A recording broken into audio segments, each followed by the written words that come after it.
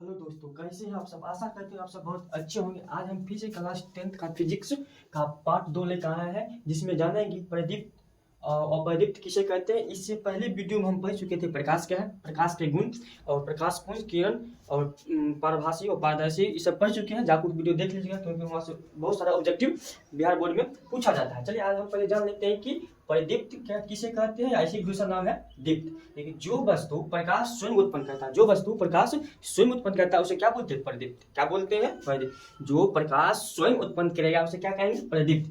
इसका देखिए उदाहरण क्या है, सूर्य हो जाएगा। इस सूर्य क्या था, प्रकाश स्वयं उत्पन्न करता है। तारा होगा, ये भी क्या है, प्रकाश स्वयं उत्पन्न करता है, ना कि दूसरे को प्रकाश लेकर तब उत्पन्न करता, ऐसा नहीं है। यह प्रकाश स्वयं उत्पन्न करता है। जुगनू हो जाएगा, जुगनू भी क्या है, प्रकाश स्वयं उत्पन्न करता है। मोमबत्ती हो गया, ये भी क्या है, ये भी प्रकाश स्वयं उत्पन्न करता है। लाइटन भी प्रकाश स्वयं उत्पन्न करता है। ये सब किसका उदाहरण हो जाएगा, प्रदीप्त का। और अप्रदीप्त किसे, जस्ट इसका उल्टा आता है, जो वस्तु प्रकाश स्वयं उत्पन्न ना करे। जो वस्तु प्रकाश स्वयं उत्पन्न ना करे उसे क्या बोलते हैं, अप्रदीप्त। क्या कहते हैं उसे, अप्रदीप्त। जैसे क्या, उदाहरण के लिए क्या, टेबल, कुर्सी, पत्थर, पत्थर भी हो सकता है, कॉपी, कलम, जो मतलब प्रकाश उत्पन्न नहीं करेगा। जो प्रकाश उत्पन्न नहीं करेगा वह क्या हो जाएगा, अप्रदीप्त। क्या जाएगा, अप्रदीप्त। देखिए नोट में लिख सकते हैं कि अप्रदीप्त या आत्मदीप्त जो वस्तु होता है वह प्रकाश की उपस्थिति में दिखाई पड़ती है। क्या, अप्रदीप्त वस्तु प्रकाश की उपस्थिति में दिखाई पड़ती है। आप कहें चंद्रमा, चंद्रमा क्या प्रदीप्त है, अप्रदीप्त। चंद्रमा अप्रदीप्त है क्योंकि यह प्रकाश, इसको अपना प्रकाश नहीं होता, बल्कि सूर्य के प्रकाश को यह क्या करता है, अवशोषित कर लेता है। और अवशोषित करने के बाद उत्सर्जित करता है, तब जब हम चंद्रमा को देख पाते हैं। देखिए नोट में लिख दिए हैं, देखिए अप्रदीप्त या आत्मदीप्त वस्तु प्रकाश की उपस्थिति में दिखाई देती है। नोट नंबर 2 है कि चंद्रमा अप्रदीप्त है क्योंकि इस पर पड़ने वाली सूर्य के प्रकाश को अवशोषित कर उत्सर्जित करता है। ठीक है, यहाँ तक समझ गए, स्क्रीनशॉट ले लीजिए। अब आगे चलते हैं प्रकाश का परिवर्तन पर। कहाँ चलते हैं, प्रकाश का परिवर्तन पर। यहाँ से ऑब्जेक्टिव पूछा जाएगा। ऑब्जेक्टिव कैसे पूछा है, चलिए वो बता देते हैं ऑब्जेक्टिव कैसे पूछा जाएगा। चलिए ऑब्जेक्टिव पूछा जाएगा, देखिए कि निम्नलिखित में कौन सा वस्तु प्रदीप्त का उदाहरण है। कौन सा वस्तु प्रदीप्त का उदाहरण है। ऑप्शन ए में दे देगा पत्थर, ऑप्शन बी में दे देगा कुर्सी, ऑप्शन सी में दे देगा टेबल, ऑप्शन डी में देगा लालटेन। तो इसका आंसर क्या होगा, ऑप्शन नंबर डी, लालटेन हो जाएगा। क्योंकि यह प्रदीप्त है, या प्रकाश स्वयं उत्पन्न करता है, प्रकाश स्वयं उत्पन्न करता, ना कि या किसी के प्रकाश को अवशोषित करके उत्पन्न करता, नहीं, यह प्रकाश स्वयं उत्पन्न करता है। चलिए अब आगे चलते हैं, प्रकाश का परिवर्तन किसे कहते हैं और प्रकाश के परिवर्तन के कितने नियम हैं। यह परीक्षा की दृष्टि से बहुत ही महत्वपूर्ण टॉपिक है। क्या, प्रकाश का परावर्तन। चलिए क्वेश्चन बना के हम लिख देते हैं, प्रकाश का परावर्तन से आप क्या समझते हैं। यह ऑब्जेक्टिव समझते खूब पूछता है, क्या समझते हैं, इसके नियमों को लिखिए, इसके नियमों को लिखिए। चलिए सबसे पहले हम प्रकाश का परावर्तन के बारे में जान लेते हैं। प्रकाश का परावर्तन आखिर होता क्या है। प्रकाश का परावर्तन, देखिए प्रकाश का जो परावर्तन होता है हर एक प्रकार की सतह हो सकता है। कोई कैसे हो, चाहे उबर हो, खाबर हो, चाहे प्रकाश इससे आर पार नहीं हो, कोई भी सतह हो, प्रकाश का परिवर्तन हर एक सतह पर हो सकता है। ठीक, अब चलिए प्रकाश परिवर्तन की हम परिभाषा लिखते हैं कि जब प्रकाश की किरण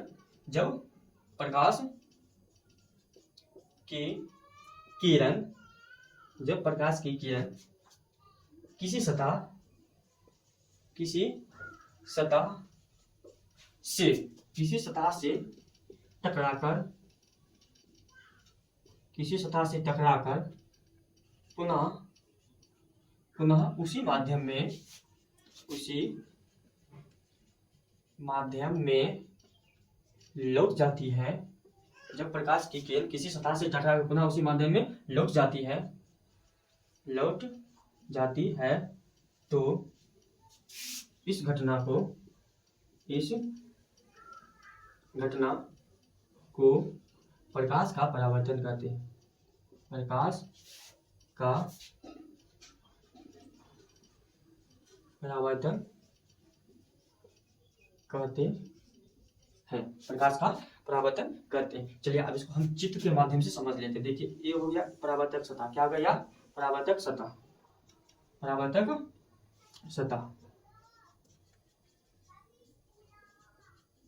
ठीक, जब इसमें प्रकाश की किरण देखो यहाँ से आ रही है प्रकाश की किरण, ठीक, आने के बाद इस सतह से पुनः इसी माध्यम में चल जाएगा, ना कि इस माध्यम, पुनः इसी माध्यम में चल जाएगा। इसे क्या बोलते हैं प्रकाश का परावर्तन, क्या बोलते हैं इसको प्रकाश का परावर्तन। अगर पूछेगा कि प्रकाश का परावर्तन में, हम जानते हैं कि प्रकाश का जो परावर्तन होता है हर एक प्रकार की सतह होता है, ठीक, लेकिन प्रकाश का परावर्तन में हम किस सतह का प्रयोग करते हैं, तो बोलेगा प्रकाश के परावर्तन में हम समतल सतह का प्रयोग करते हैं। किस सतह का प्रयोग करते हैं, समतल सतह। तब कहेगा प्रकाश के परावर्तन में हम समतल सतह का प्रयोग ही क्यों करते हैं, क्योंकि प्रकाश के परावर्तन में हम समतल सतह का प्रयोग इसलिए करते हैं क्योंकि इस पर जब प्रकाश किरण आपतित होती है तो नियमित रूप से परावर्तित हो जाती है।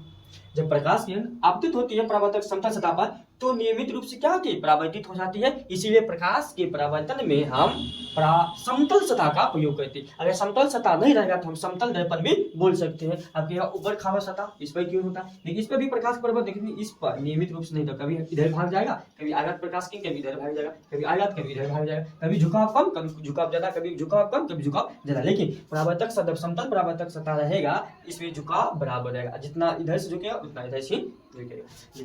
तो समझ गए होंगे। चलिए अब इसको हम नोट में लिख लेते हैं कि प्रकाश के परावर्तन, क्या नोट में क्या लिखेंगे, नोट में लिखेंगे कि प्रकाश का परावर्तन में, प्रकाश का परावर्तन में समतल सतह रहेगा तो सतह मानना है, ठीक है। ऑब्जेक्टिव पूछ देगा, या दर्पण रहेगा तो दर्पण भी सही है। प्रकाश का परावर्तन में समतल सतह या समतल दर्पण का प्रयोग करते हैं, प्रयोग करते हैं। तो यहाँ तक लिख ली। तब आगे चलते हैं, अब प्रकाश के परावर्तन के नियम को समझते हैं। प्रकाश का परावर्तन समझ गए कि जब प्रकाश की किरण किसी सतह पर पड़ती है तो पड़ने के बाद पुनः उसी माध्यम में लौट जाती है, पुनः क्या होती है, उसी माध्यम में लौट जाती है। इसी लौटने की घटना को क्या बोलते हैं, प्रकाश का परावर्तन। और प्रकाश का परावर्तन हम किस सतह का प्रयोग करते हैं, प्रकाश का परावर्तन में हम समतल सतह का प्रयोग करते हैं। यही ऑब्जेक्टिव पूछा जाएगा, सबसे अच्छा परावर्तक सतह क्या होता है, तो सबसे अच्छा परावर्तक सतह चांदी होता है। क्या होता है, चांदी होता है। चलिए इसको हम लिख देते हैं, यहीं पे लिख देते हैं यहाँ पर कि सबसे अच्छा परावर्तक सतह चांदी की होती है। किसकी होती है, चांदी की होती है। सबसे अच्छा परावर्तक चांदी की होती है। इसीलिए दर्पण के पीछे हम क्या, सिल्वर नाइट्रेट का पेंट चढ़ाते हैं। जब कांच के पीछे सिल्वर नाइट्रेट का पेंट चढ़ाता हुआ क्या बन जाता है, दर्पण बन जाता है। क्या बन जाता है, दर्पण। ये सब हम आगे पढ़ेंगे। चलिए यहाँ तक समझ गए। इसको मिटाकर आप प्रकाश के परावर्तन के नियम को हम समझाते हैं। चलिए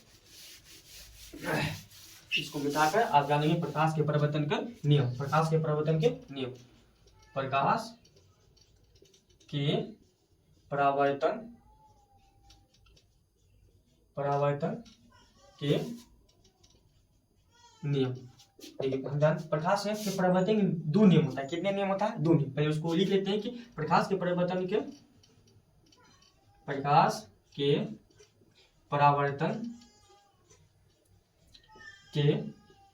दो नियम निम्न है। प्रकाश के परिवर्तन कितने नियम है, दो नियम। लेकिन प्रकाश के परिवर्तन के दो नियम निम्न है। आप चलिए इसकी लिख ली। इसके बाद आप चित्र बना लेंगे। क्या बना लेंगे, चित्र। चलिए यहाँ पर चित्र हम बना लेते हैं। यहाँ चित्र बना लेते हैं। देखिए ये क्या हो, परावर्तक सतह। क्या हो गया, परावर्तक सतह। क्या हो गई, परावर्तक सतह। लिख लेते हैं,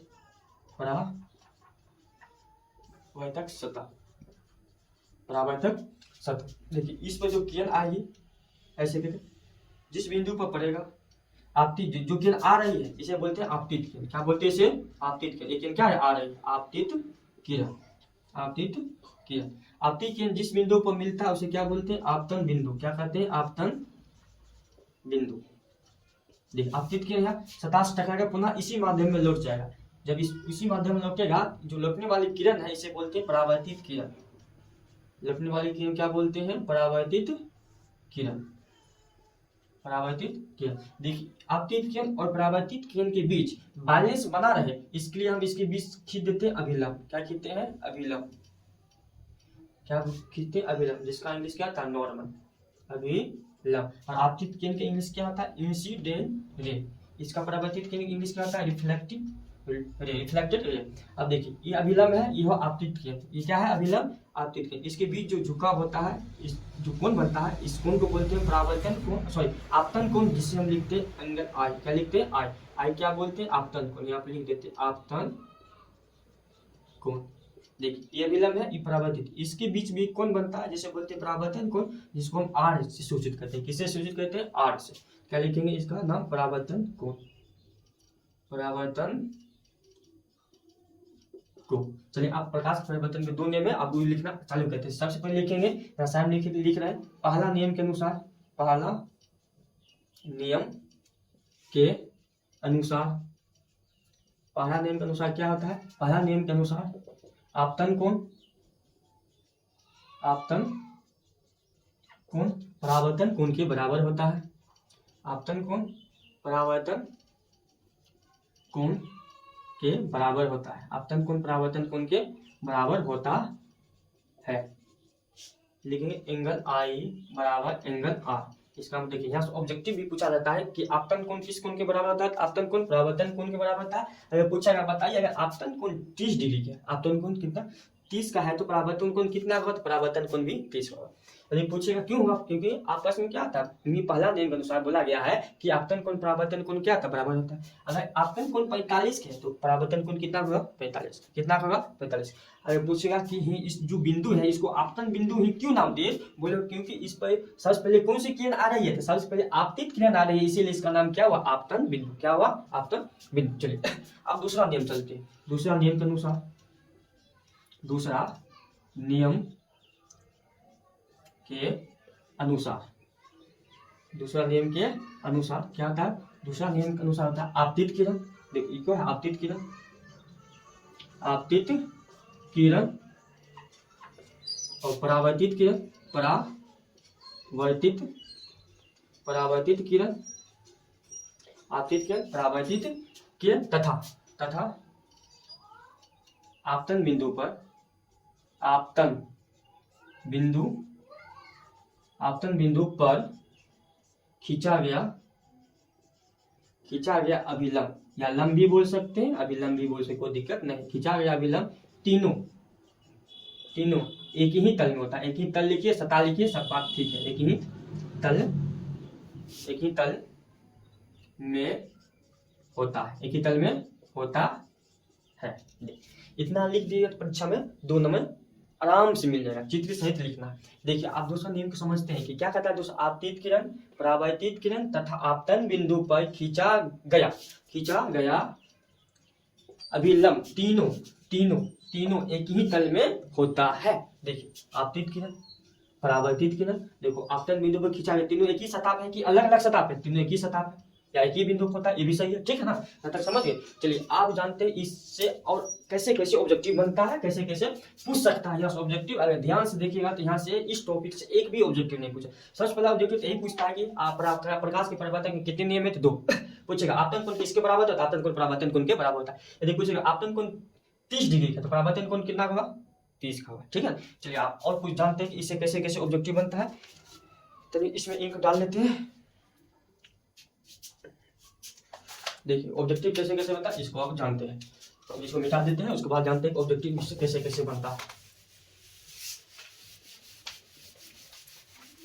मिटाने में एडजस्टर तरीके कोई लेट चल गया, इसलिए हाथ से मिटाना पड़ रहा है। चलिए आप जानते हैं कि इसे कैसे सबसे पहला ऑब्जेक्टिव बनता है क्या?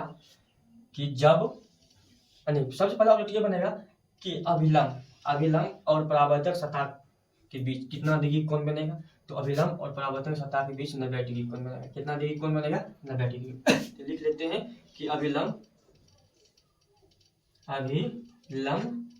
और परावर्तक सतह के बीच, अभिलंब और परावर्तक सतह के बीच 90 डिग्री कोण बनता है। कितना डिग्री कोण बनता है? 90 डिग्री कोण, बीच 90 डिग्री का कोण बनता है। 90 की जगह हम यह भी बोल सकते समकोण बनता है, कोई दिक्कत 90 डिग्री कोण बनता है, क्योंकि हम समकोण की क्या बोलते हैं? 90 डिग्री। ये हो गया। आप देखिए दूसरा ऑब्जेक्टिव क्या पूछेगा कि जब अभिलंब, जब जैसे परावर्तक सतह हो गया, क्या हो गया? परावर्तक सतह।